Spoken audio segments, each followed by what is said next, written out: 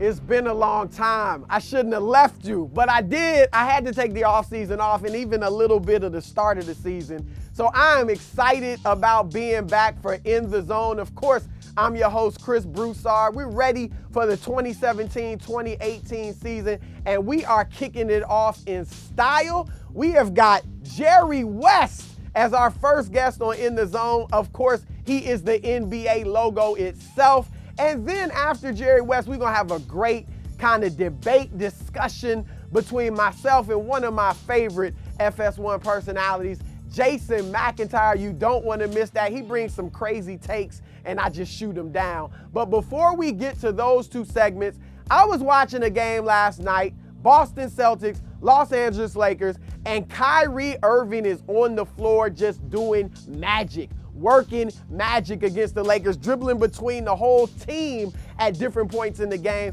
And it got me to thinking, man, who do I think are the best ball handlers in NBA history? So I put together a top 5 list, and here it goes. So at number 5, this man right here is a straight up legend, a straight up icon. I think his game was just a tad bit overrated. But his ball handling, his wizardry with the basketball, his passing ability is second to none, or virtually second to none, because he's number 5 on the list. But he popularized the wraparound dribble. He popularized the fake behind the back pass. This man is to ball handling what Dr. J is to dunking. And that would be number 5, Pistol Pete Maravich. At number 4, I think it's safe to say and fair to say that you wouldn't have had Kenny Anderson, Tim Hardaway, Allen Iverson, any of the great ball handlers of these past few decades without this man right here. He was the godfather of modern day ball handling. He was the one that really popularized, or the first with the great change of direction moves. He was the one with the great crossover. He did what a lot of people kind of call this machine gun dribble, where he would go behind his back or between his legs several times before pulling up for a jumper or going straight by his opponent. That is at number 4, none other than the bad boy Pistons leader himself, Isaiah Thomas.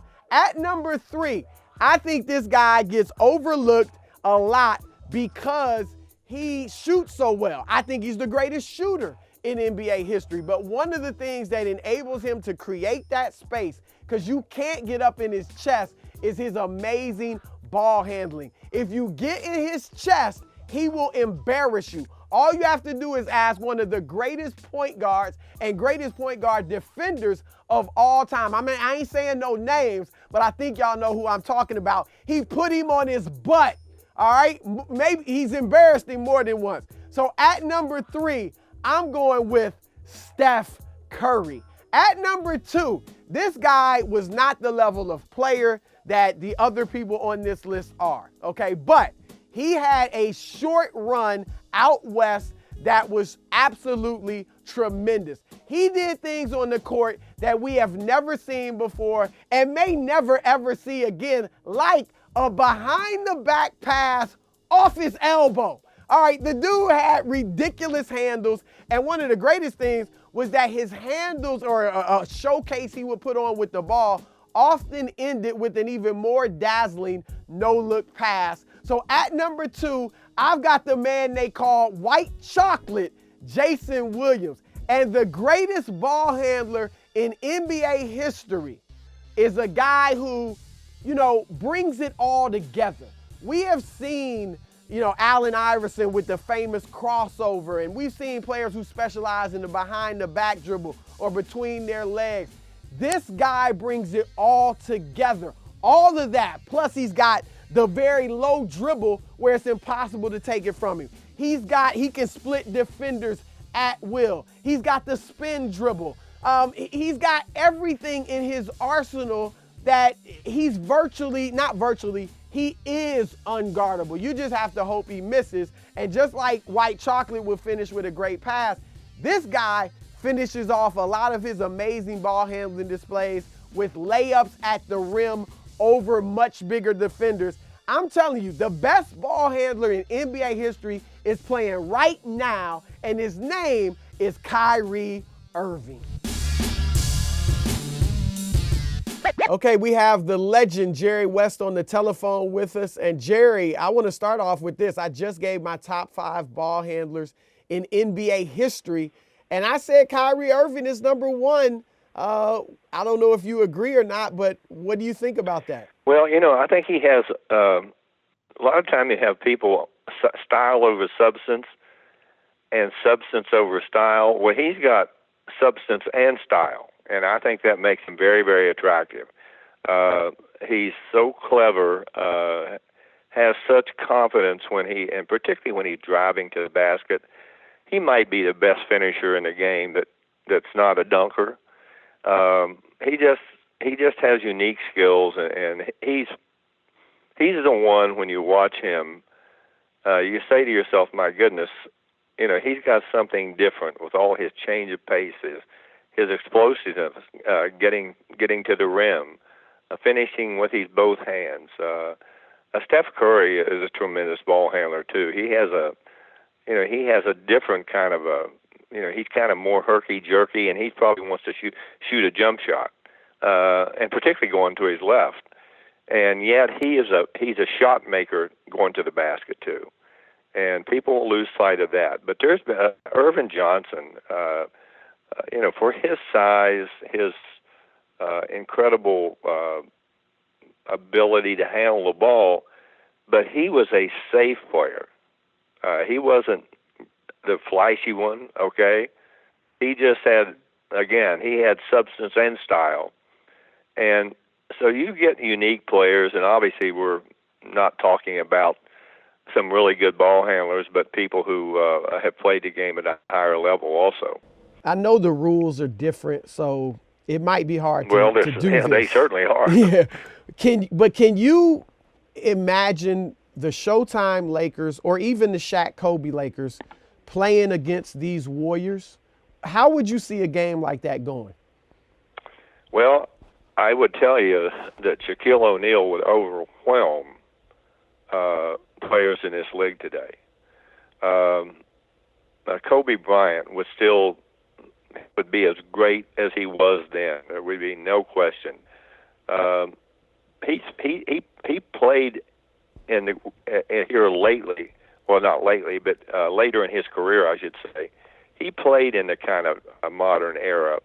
But if you're well aware, if you look at the history of the league, the Boston Celtics used to shoot 100 shots a game. Yeah. The old Celtics. And so they were kind of a almost replicated the way the game was played today. The pace was faster when you played. Yeah, back when you played. Yeah, and when I don't know if the pace was faster, but we shot a lot more shots. Okay, but again, the coaching has gotten to the point where it's gotten so good, everyone gets scouted. But if you're a good defensive team, you're going to have more offensive opportunities and should have more good ones. Turnovers, steals, forced shots. Those things lead to run-out baskets and easy layups. Today, they're, and particularly because I was involved with the Warriors for a few years, I got a chance to watch some truly unique players shoot the ball, as good or better than anyone I've ever seen. We're going to see more shooters today because of the way the game has played. And then, you watch a Ben Simmons in Philadelphia. Here's a guy that looked like he doesn't shoot the ball and doesn't want to shoot the ball, but he's so good and he's so talented that he can get the ball to the basket because he's deceptive and he's big. Kids are going to want to play like him going forward, and he's been by far the best rookie this year. He reminds me of Magic Johnson. Is that, you obviously worked with Magic. Do you see that? Well, I do, but Irvin had more of a shot selection, but this was something that he developed by working on it diligently on his game. But this kid, to me, he's a better athlete than Irvin. He's certainly not a better player at this point in time, but he's a better athlete, and he's bigger. And Irving was big, but Irving had the same kind of mind. I would say he had one of the great minds. He was one of the great leaders that this league has ever seen. You won't see many players like him in your lifetime, and I had the pleasure to watch him for so many years make plays that other people simply can't make, and this kid can do it. And my goodness, he's going to be an enormous player before his career is over. And can you imagine if he would have a 15-foot shot consistently he can make? Oh my goodness, it would be to me it would be impossible to play something like that. Who are you going to put on him? No, I agree. Now, Magic told me once. He once told me a story where he said it was a practice his rookie season. I think it was maybe even in training camp. And he said a player, I believe it was Ron Boone, like hammered him under the basket where they were scrimmaging. And then on the next possession on the other end, Magic kind of hauled off and just punched Ron Boone. And he said you were watching in the stands and you called Magic over and like you were angry, but you really told him, you know, you loved it and you were proud of him. And he said that was kind of when you knew he was going to be a player or he had heart. Like, do you recall that story? Something I do. You know, the one thing I used to, when he was younger, you know, he was jumping around all over the place. And I said, my God, Irving, I said, we play 82 games. And I said, I know you have boundless energy and enthusiasm. But I said, as you get older, I said, the one thing you're going to find is that that shouldn't be there from a perspective that would.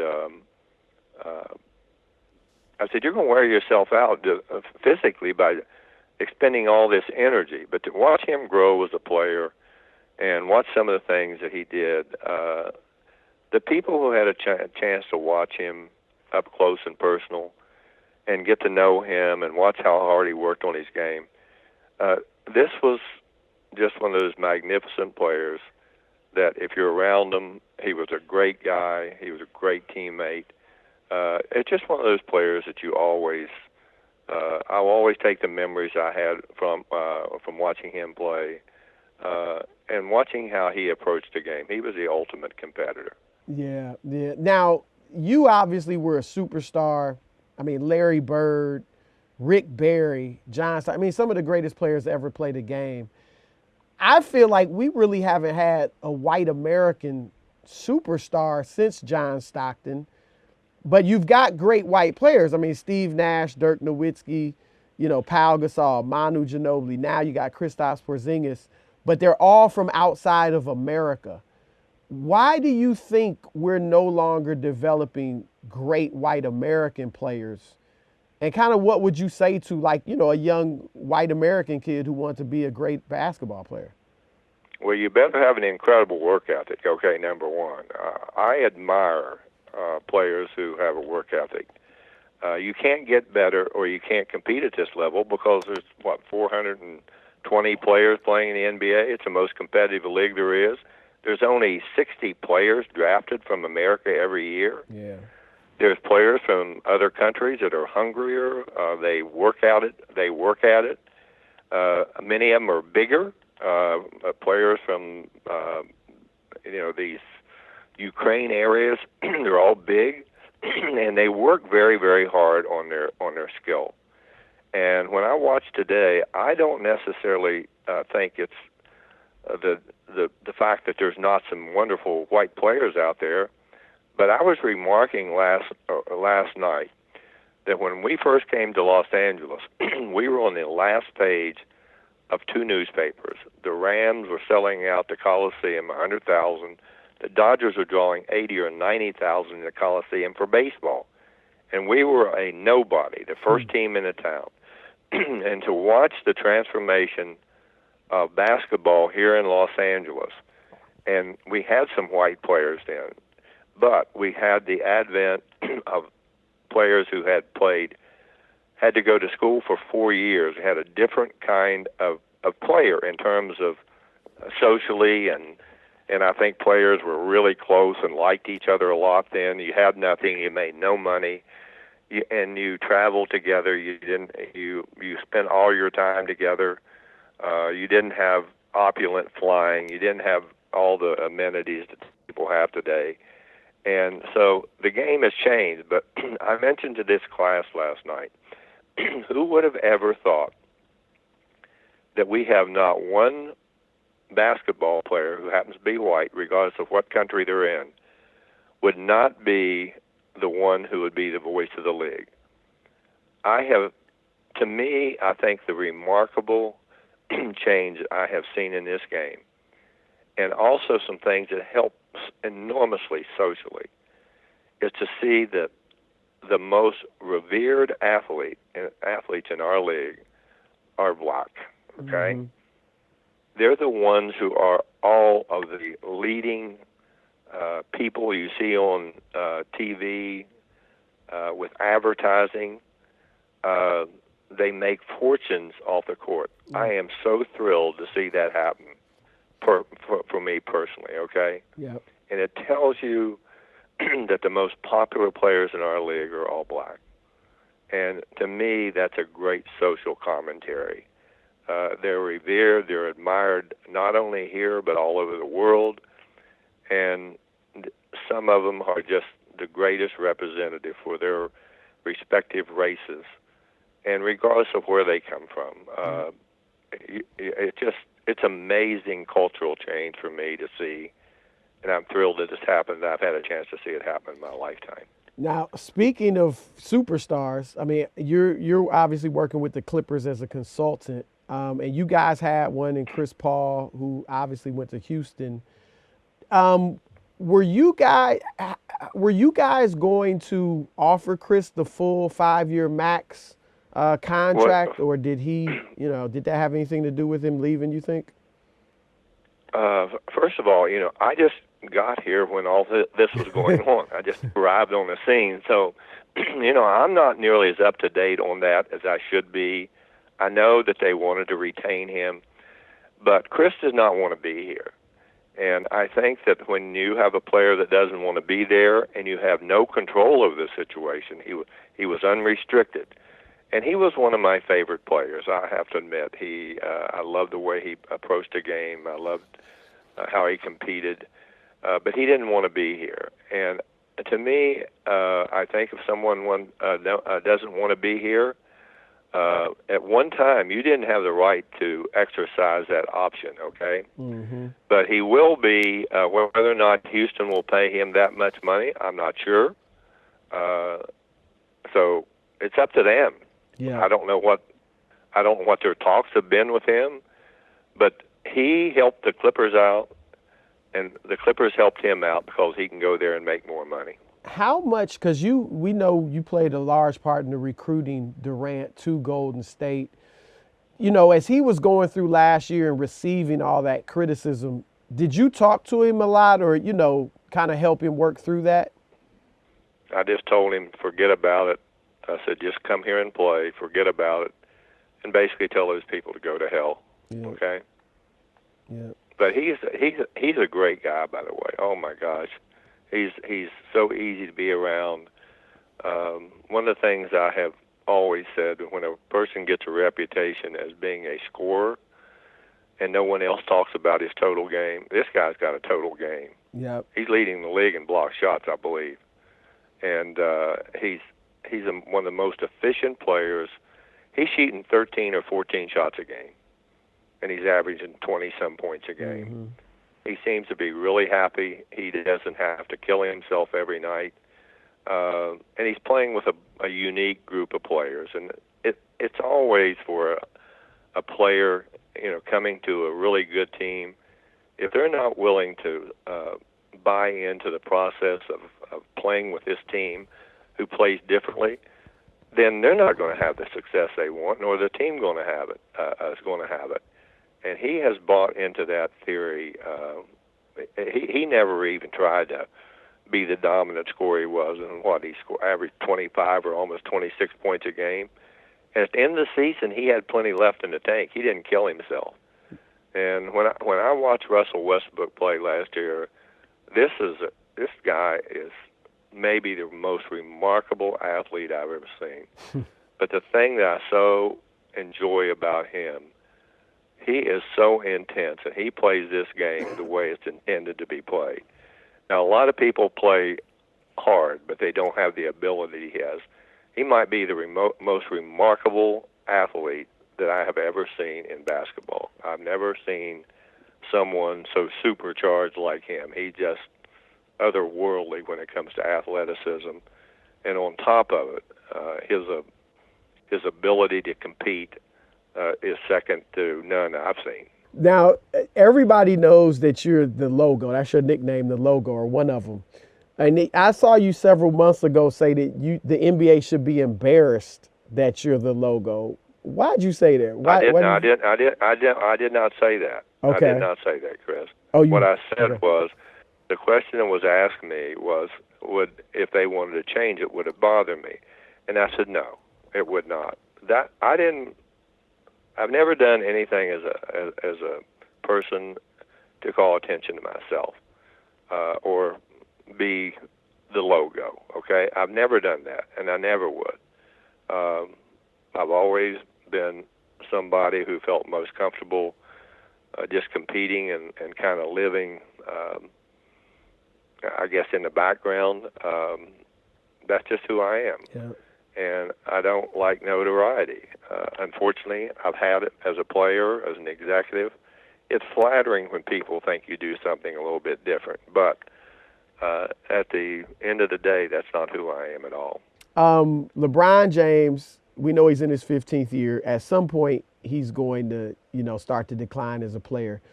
Who do you see kind of becoming the face of the league once LeBron's not that anymore? Well, I think Giannis is going to be right there for sure.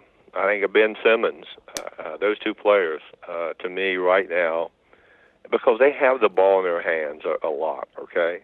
They have it in their hands a lot. And they seem to be the ones who are the two that, watching Philadelphia play, he's going to make them a really, really good team. And he's played only 1 year, okay? That's all he's played in the NBA. Yeah. Can you imagine when he gets more experience? The game is an easy game for him to play mentally. It's very easy. And his size and, there's some players that have great skill that look like when you watch them, they're not pretty to watch. Yeah. Those two guys are pretty to watch, okay? Yeah. And that's what's captured the imagination. A Kyrie Irving, he's pretty to watch. He's fun to watch.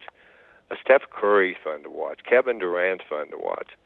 A Klay Thompson, if you're around him enough, he's really fun to watch because, he might make 10 threes in a row and never dribble the ball. Yeah. And yet he has improved his game so much. And I'm not making reference to the Warriors because I was there. I'm making reference to the Warriors because they have unique players. Mm-hmm. Kristaps Porzingis, you watch him play and his size, he shoots the ball. He's a competitor. He blocks shots. He rebounds. In some respects, he's fun to watch, but he's not as pretty to watch as these other guys. These other guys are pretty to watch. And I think they're the ones who capture the imagination of the league. I got last question for you, a flashback. I want you to have some fun with it. But it's Game 7, 1969 NBA Finals. You guys, Lakers against the Celtics. And you, the Lakers, can add one player. And you can choose between LeBron James and Michael Jordan. Which one player are you adding? Well, I think the way the game was played,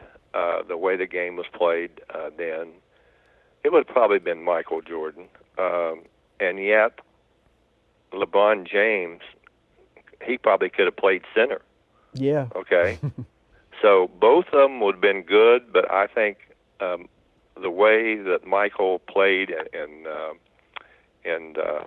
New York would be certainly much more conducive because there was much more ball movement, not as much dribbling, more pick and rolls. Listen, I would have gladly taken either one of them. Listen, just give me one of them, okay? Yeah. Well, Jerry, it's always great to talk with you, and I definitely appreciate all this time that you gave me for this interview. Okay, Chris, great to talk to you. My best. Okay. Bye-bye. Bye. Thanks again to Jerry West, the logo. It was certainly an honor and privilege to have him here with us in the zone. And now I have my man, one of my favorite people at FS1, and I mean that sincerely, Jason McIntyre. Good to What's be up, here. brother? We got to work on this handshake. You know, we got to get it. You a little overdressed for the zone. I'm trying to look Have dapper. You never watched You know what? my They podcast told me last to year? wear all black to this because it's your funeral on your first podcast of the season. Okay. We'll see about it. You look like you dressed for like your 7th grade school Oh, photo. But geez, yeah. that's all right. Okay. Mommy All right. dressed Taking the you. shots You look early. nice. All right. But this segment, you have 5 strong NBA I mean, I'm takes. 10 deep, but Strong. I'll give you my 5 best. Okay, 5 NBA takes. You're going to state your case. I'm going to react to it. Some people suggested we should call it Shoot the J. We'll see. Maybe You're the J. I'm going to shoot down your opinions, but we'll see. Maybe you're making some sense. So Okay. Let's go. You know, I wanted to start, Chris. We're 3 weeks into the season, and what I've seen so far is a struggling Oklahoma City team looking to find an identity. They got, 6 months to figure that out? Yeah. I've seen a LeBron team that's last in the league defensively. I know it's early. They don't care about the regular season. And I'm seeing a spirited effort from the LA Lakers, a young team. They are 5th in the league in defensive efficiency. They were 30th the last 2 years. Chris, the stars seem to be aligning for LeBron James and Paul George to join the Lakers next season in Los Angeles. That's your take. That is my first take. So you think that the Lakers' 5-6 record really has LeBron salivating? I don't think he's salivating, but if you look at Lonzo's the first 2 times, 8.6 assists on Take shots at 29% Lonzo. shooting has LeBron salivating. Can't wait to play with him. Is that what you're telling me? So do you remember when LeBron left Cleveland for Miami? That Miami team Kyrie- was not very good. No, they but had he Dwayne left, Wade. but he went with Chris Bosh. Okay, He well- didn't go by himself. Did I not say he's bringing Paul George? Who's the Dwayne Wade on the Lakers right Well, now? that's to be determined, but they've got some time. Kyle Kuzma looks good. Brandon Ingram is still to be determined. And Lonzo Ball, hey, it's early. Look. They've got a nice nucleus. But also, let me add, Chris, when LeBron went from Miami back to Cleveland, that was a terrible team with Kyrie Irving and nobody was else. spectacular, though. You Okay. could see it. He had Yes. already been an all-star. Look, I'm not going to say 100% that LeBron James is not going to the Lakers because I don't know. Nobody knows. But in talking to his people around him close to the situation, Maverick Carter said it on the Rich Eisen show recently. The most important thing for LeBron James is what? Winning. And are you going to the Lakers next year, even with Paul George, who hasn't looked spectacular in Oklahoma City? Billy Donovan ain't much of a coach, but that's another story. But are you beating Golden State next year with that Lakers cast? Here's the thing. If you're LeBron James and you go to the Lakers, you know what? You better deliver a championship. Because that's going to be the expectation. Right. It's not get us back to the second round and make us relevant. It is win us a championship. Every player the Lakers have ever had on LeBron's level, Kobe, Magic, Kareem, Shaq, Wilt, Jerry West, even Elgin Baylor, though he was hurt the year they won it, they all were a part of a championship team in LA. LeBron, if he goes there and doesn't win the championship, which I got to be honest, I don't think he would. Oh, okay. Then now you may be hurting your legacy a little stop. bit. He cannot hurt He's his not legacy. going to take it. He's not going to, like, really damage it. But it still will look like, you know what, he couldn't get it done. Can I add another in the layer, Lakers. Chris? If we just saw a phenomenal MLB postseason, Major League Baseball, the Dodgers, the Astros, the Yankees, all big markets. Yeah. The NBA's big markets have stunk for years. Chicago, New York, LA, Clippers can't get out of the second round. The What's your league, point? the NBA would love it for LeBron and Paul George to go to the big market Lakers, ratings through the roof, interest boom. Chris, this would be great for the league. You cannot deny that. So the league has waited 15. They're gonna wait till LeBron's 16th year to steer him somewhere. Come on. He's The been stars in are Cleveland aligning, virtually his entire career. Right. He had a chance to go to New York in 2010. The league didn't usher him into Madison Square Garden. Whatsoever. He could have went to the Lakers before. They didn't usher him there. The league is not doing stuff like that. No, I don't think they're doing anything. The league would love it. Yeah, but that doesn't mean it's going to happen. Okay. And here's the last thing. Look, LeBron is on a different level. But I will say this, older players, he'll be in his 16th year. He's not going to be the best player in the world. You don't need for to be. 3 Not more with Paul years. George, Brandon Ingram, Kyle Kuzma, who is maybe Rookie of the Year. Anyways, we got to move on, Chris. No, maybe. Ben Simmons is Rookie of the Year. Ben Simmons, you're period. right, obviously. I'm Move on to joking your about second Kuzma. point. All right, so I sold you on number No, one. you didn't sell me. My next take, you're going to love this. I shot the J. You still alive? So you kind of don't like the stars aligning for the Lakers to get LeBron You're way and Paul ahead George. of yourself. You're not into that. Well, this one's way even above that. I, Chris, have loved what I've seen in the Lakers. As I said, 5th in the league in defense. I believe this is a playoff team in the West this season. That's fresh meat to you. Do you know who's in the West? I'm vaguely aware. I don't think you know I am aware. the way the conferences are split up. You're into alignment, all this alignment. Why don't you look at the alignment of the Western Cup? There is no way. No, so you're saying you're on record. No shot. Into the camera, please. No way are the Lakers making the playoffs. Period. The end. No way. You don't like anything If they you see. win 34, no, I like them, but it's not time. Their management knows they're not making the playoffs. They not even. You think the manager's bailing? No, they're not bailing. That's not the goal. You don't want to put the expectations. The goal I'm this year. putting the expectations. The goal this year is, first of all, get Lonzo acclimated, see what type of player he is. See if you think Brandon Ingram and now Kyle Kuzma have star potential. See what you want to do with Julius Randle and Jordan Clarkson. Are they part of your young core going forward? And change the culture so that you have a winning culture that attracts free agents. LeBron and Paul George. That's the goal. Yeah. They know. I've talked to people there. Yeah, of course, they'd love to make the playoffs. If they do, great. But they know we're not a playoff team right now. There's 7 definitive playoff teams in the West. Is Portland one? Golden State, Obviously. Oklahoma City, Houston, should I push San Antonio, Portland, Have you seen Kawhi Minnesota, Leonard's and status? Memphis. Memphis is for sure. Those are 7 definitive teams. And then New Orleans, Utah, Denver, and the Clippers are all better than the Lakers. You getting too hung up on record. You just said New Orleans? They're better than the Lakers. All those teams are better than the Lakers. So you're saying what were the Lakers at this point last year? I don't know. 5-5. Well, that's wonderful. And then how the season Should we break ended. down their schedule? No, my point is just that you're putting way too much into these first 3 weeks. No. You I'm don't even projecting. have Oklahoma City definitely making the playoffs? Are you serious? Listen, from what I've seen and the cloud that's going to be hovering over Paul George and Billy Donovan as a questionable head coach, I mean, the playoffs. I'm not saying they're going to win the West. They have the playoffs. too much talent to miss the playoffs. You can't miss it with 3 All-Stars. Thank you. However, the Lakers' young talent is far ahead of expectations at this point. Julius Randle. Far ahead of expectations? Oh, my God. Really? Yeah, Brandon Ingram is far ahead of expectations? No, I said the Lakers' talent comprehensive. The Lakers stew. Okay, so Julius Randle came in. They said, you know what? We're going to start you off the bench. You haven't earned it. And he's been lights out off the bench. He's been one of their best players. Defensively, he stepped up. He's a nice player. Jordan Clarkson looks like he's a the good 6th player. man of the year. Again, it's early. And I'm telling you, Kuzma was a gem in the draft. He ain't giving up that starting spot when Nance comes back. But the playoffs in the West? The Lakers are working in 3 new starters. Can you give them some time? KCP, Brook Lopez, now Kuzma. They had Larry Nance before. And Lonzo. This is a young team. We haven't seen the best or even close to the best of this team. It's 3 weeks in. I'm telling you, this Lakers team is going to be a problem in the West. You're not feeling this at all, huh? Can we get a doctor in here? I mean, I'm serious. Geez. I'm serious. Like, check the you're temperature. a little hot, man. Like, Seriously? Lakers, You're not feeling this at all? No, not the play. And I like the Lakers. I'm with you on the young talent. Nice young talent. I'm not off the Lonzo bandwagon. I'm with you. But playoffs? Don't make me go. Hey, can we run the Allen Iverson? We talk about playoffs, man. Come on. All right. Stop as soon as it. Lonzo finds that No shot way. by January.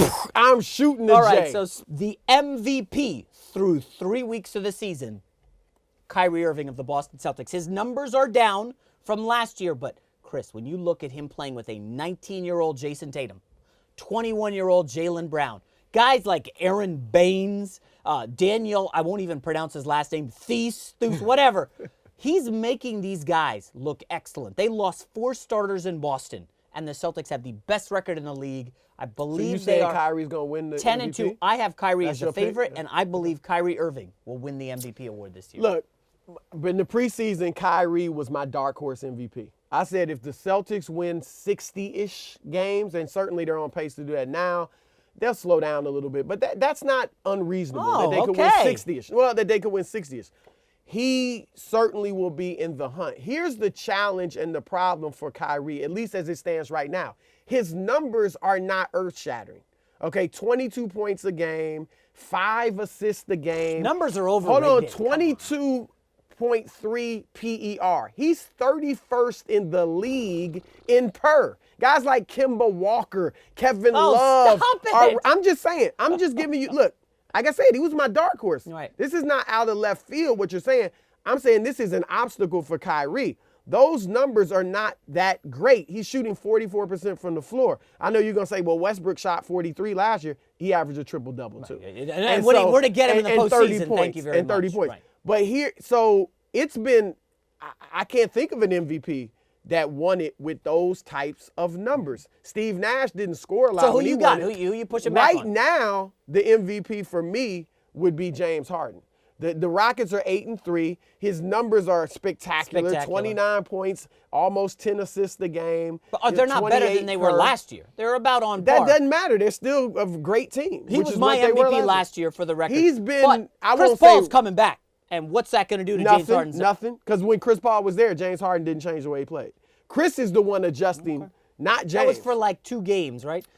They would be crazy to take the ball out of James Harden's hand. What do you think Chris Paul's going to do? Is he going to be occasionally he's going to handle the ball, but he's going to play off the ball most of the time. When Harden's out, Chris will handle it. And sometimes when Harden's there, Chris will handle it. But they're not. James Harden is going to run that. Let me add a quick another layer to this. The Cavs have greatly missed Kyrie Irving to this point in the season. His spacing on the floor offensively, Kevin Love's numbers are down from 3. J.R. Smith's numbers are down. Kyrie would draw, suck. He would make the extra pass. Yeah. The Cavs miss him greatly, and I think that adds to his MVP candidacy, how much Cleveland misses him and how much he's meant to Boston. But part of the reason they miss him is because the player who replaced him in the trade isn't there. So that's fair. It's hard to say, oh, they miss him. Oh, wait, they got Jay Crowder. Isaiah Thomas isn't there. You know, so when Isaiah comes back, then you'll have a better barometer. Look, I'm not hating on the Kyrie statement. Like I said, he was my dark horse, but I think your numbers have to be better unless they win well over 60 games. When Steph won it his first time, 67 wins, he averaged 23.8 points, I believe. A lot more assists, almost 8 assists. Field goal shooting, 3-point shooting was a lot better than Kyrie's is, 32% for Kyrie. Those numbers, I don't think they get you the MVP. Wow. You know what it might do? So you're heavy on the numbers over... Well, no, it's a part of it. If it's a stat thing, just give it to Giannis right now. Go ahead, just hand him the award. MVP, I've been voting for years for MVP. It's a gumbo. It's a stew, okay? It's not one thing. That. It's not winning. It's not stats. It's not who you're playing with. It's not what conference you're. It's all of it mixed together. Mm-hmm. And so Kyrie, the stats aren't where they need to be for him to be the MVP, in my opinion. But if they win well over 60, then that can change things. But right now, I go with Harden. In the West, my team, I talked about them all offseason. I love the Jimmy Butler acquisition. Okay. I absolutely love the Taj Gibson acquisition. Jamal Crawford is excellent. Jeff Teague is not a bad point guard. Jeff Teague has looked good. Thibodeau is real shaky, but I don't shaky. know. Thibodeau is a great coach. He's a great coach. They're last in the league. And he's showing it right now. Or second to last to your Cavs. The defense is baffling. I agree. I have the Minnesota Timberwolves top 4 in the East. Do you love that? In the West, I'm sorry. Do you love that or do you absolutely hate that? I don't hate it. Okay. You're absolutely. See, being in the zone for these last 10 minutes or whatever has helped you. Oh, yeah. The vibes are coming to your brain like you've gotten smarter. Dr. Chris Broussard, everyone. Now, look, I'm not going to definitively say they're going to be 4th. I had them 5th in the preseason. I had Oklahoma City in the top 4. Obviously, they're off to a slow start. Even when they gel, maybe they can't get back up to the top 4. So that would open the door for Minnesota to be in the top 4. Here's what I'll say. Minnesota should be top 4. Talent-wise. They have as much talent as or I'd say more talent than anybody in the West outside of Golden State and Oklahoma City. You love that OKC team. Well, talent. I mean, you just got a Hall of Famer in Carmelo Anthony, Paul George, a perennial All-Star, and of course Hall Russell, of Famer in Russell Carmelo Westbrook. Anthony. He's not? He is, but what does that mean? Okay. What does that means mean? He's a Hall of Famer. He's That's not a what it great means. player. He's never made anyone better ever in his career. He did it his first year in Denver. Oh, my God. They went Chauncey Billups goes to Denver, then they go to the I finals don't think in you the were West. watching basketball back in Yes, I was in 2003. fifth grade. Yeah, but I got it. Carmelo Anthony goes to a 17-win Denver team as a rookie and leads them to the playoffs in the West. Yes. LeBron James goes to a 17-win team in Cleveland and does not lead them to the playoffs in the East. East and West was a little different. West was still very West tough. was a little back then. better, but again. Look, Melo is not LeBron or Jordan or anybody like that, especially in terms of winning. But to say he's not a great player, he is a great is individual talent. It is undeniable that he has ever made anyone better on his team. I've never seen it, and I've been a big Carmelo fan. Taking a 17-win team to 43 wins is as a rookie after better. winning a title at Syracuse. Okay. Again, that hadn't been his strong suit. I'm with you, but maybe I'm just a little bitter because as a Knicks fan, I watched this guy come in, demand the biggest contract. They had, I believe, one playoff run in his entire Well, they made the playoffs. And that was because years, of Jason Kidd and Tyson Chandler and J.R. Smith. Well, he was the man. He was on that good team. that year. He was the man. He was But, in the MVP when he race. ran that Jeremy year. Lin out of town. I don't want to go off on a tangent. But Jeremy Lin. That's who you're putting listen, I'm a Jeremy Lin. Lin. He's injured. You can't bang an injured guy. I like Jeremy. Anyway, Look, to get back to the Timberwolves briefly. What's their ceiling in the West if we obviously have the Warriors one? They're not a threat to win the Can they West, be the no, number not 2 yet. seed in the West? I would think Houston and San Antonio will finish ahead of Minnesota. So I think they could finish 4th. If they finish 5th, I don't think it's a terrible underachievement because even though they have great talent, it's young talent. It's talent that's learning how to win and learning how to play NBA-type defense on a high level. How come, let me go back to, we talked about the Celtics earlier, and they're working in all these new guys. Timberwolves working in all these new guys. They're both doing well. Yeah. OKC's working in some new guys. How are they doing?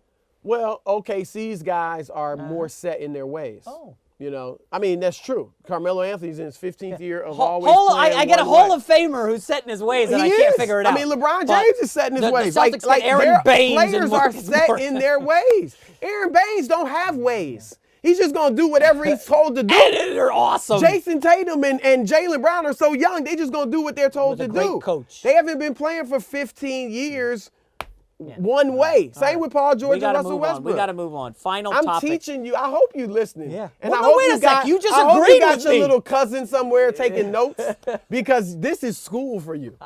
And next time you're in the zone, take some heed to this. Listen. We're gonna wrap this up with one that I think we're gonna agree on. Houston Rockets, as you say, you're gassing up Harden. They look good. MVP right now. Is this team better without Chris Paul? That's my theory is they don't need Chris Paul. They can go to the West, make a run, maybe get to the Western Conference Finals. I don't believe Chris Paul helps this team at all.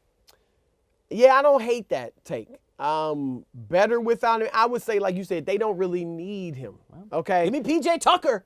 Well, Give me Mabo Mute. in Mike D'Antoni's offense with James Harden, you just need shooters and floor spacers and length and defense around him. You know what showed me? Let me interrupt. That Warriors game early in the season where Chris Paul went out injured, they made that huge rally. Trevor Ariza, PJ Tucker, length on the wings, no Chris Paul. Won at Golden State. I just watched that. It's one game. No, I'm with you one game. because here's the thing. Chris Paul, he's going to play off the ball some. He's not a spot-up shooter. If you look at the Rockets, their pace doesn't match his pace. They play fast, and they make fast decisions. Harden's quick decisions. You know, I'm penetrating, I'm shooting, I'm kicking, I'm taking the three. If guys that catch it on the three-point line, they either shoot it, pass it, or dribble quick. Chris Paul likes to survey. He gets it, and he's going to survey. If Harden wasn't there and the ball was in Paul's hands, I would like him in that system. Okay. But as Harden it is off there. the ball, He's ridiculous. Now, here, I will say this. Chris Paul, where he could help them is the playoffs. Because in the playoffs, you saw it last year with San Antonio. Houston becomes predictable because they don't like to shoot mid-range shots. So you know they're either shooting a three-pointer or they're going into the paint. So what the Spurs did was force them off the three-point line to penetrate, and you know they're not going to stop and pop from 15, so they got to go into the paint, and then you contest. Now with Chris Paul, he is a mid-range shooter. And so having his mid-range game in the playoffs could help them. Could very much help. That's where Chris has to earn his next contract. How old is he, by the way, Chris Paul? He's 30. He's up there, 33-ish. A lot of knee injuries. No, I think Chris Paul made a mistake. I know it was bad with the Clippers. It was bad with the Clippers, and I don't blame him for getting out of there. But he may very well average 12 to 13 points and 6 to 7 assists this year. I'm serious. Wow. So what does that mean who's for next giving year? him the max? That's my point. I don't know who's giving him the max. However, I got to take. Like I said, if he makes his money in the playoffs, if he's a difference between them going out in the second round and getting to the conference finals, then you begin to see his value and maybe somebody picks him up. But he's risking a lot. Oh, it's already risked. With the injuries let me just slide this take in. It's late. Maybe they won't kill me in the YouTube comments for this. Knicks overpay for Chris Paul in the offseason? They need a star. Porzingis can keep this up with the supporting cast they got there. I know they just drafted a point guard, but he ain't ready. Not offensively. He's ready defensively. But they're not ready, so they may grow with him. They may want to grow with him. Desperately needed a star. Do they make a play for Chris Paul and say, hey, we'll give you more money? Because you know he likes to chase that paper, Chris Paul. No, I don't know that you can say that about him. He left a down 4-year max deal on the table. The way he was talking about money with Jay-Z. But why did he leave all that money on the table? Because I think he thought he could have got the big money. I think he definitely thought it, but that's a big risk. But where else maybe, is he gonna go? Possibly. He ain't going to no small city. I think New city. York is definitely a possibility for him. However, if you're the Knicks, again, he's an older point. I don't think it'd be worth it to overpay. I agree. Because you're not winning a championship with Chris Paul there. No. He's never got to a Western Conference Finals or Eastern Conference Finals. And knowing the way he butted heads with Blake. Now, I know Kristaps is a different personality than Blake. I'm not saying it was all Chris's fault. But that would be something to worry about, too. Like, do you want the possibility that he clashes with Kristaps, too? So, but hey, I think that's possible. All right, Certainly so possible. 3 out of 5. I'll take that as a victory in round 1. Round 1 to McIntyre. No, yeah. I just agreed with you on a couple. Actually, I didn't really agree. Minnesota maybe agreed with you. Kyrie, I put you in your place on that one. Oh boy. Obviously, the LeBron to the Lakers in the playoffs. You're out on those two. You're definitely out on Lakers. No, I'm not on playoffs. I'm not definitely out on LeBron going there. But I think people are way ahead of themselves with LeBron. So getting there. round 1 to McIntyre. Not a bad. We'll be back. I'll let you, whatever helps you sleep at night, man. Whatever helps you. Have fun at your school pictures. You look very cute and everything. Yes. Thank you. I think the nuns will be very proud, very happy. We're wrapping up In the Zone here, our first episode of the season. I want to thank the logo again, Jerry West. Remember the top 5 handles of all time. That is the definitive list. Put all the other ones in the trash. And I want to thank my man, Jason McIntyre, man. Once again, you brought the heat, but I put it out with the fire. But also, we want you to subscribe to the In the Zone podcast on Apple Podcasts or your favorite podcast app. Also, check us out on Facebook Live, Twitter, Periscope, and all the other social media outlets because we are in the zone and we want you in the zone with us. Peace. Never surrender, never storming the weather. Conquer the pressure. How do I measure? Legend forever, forever. I'm in my zone.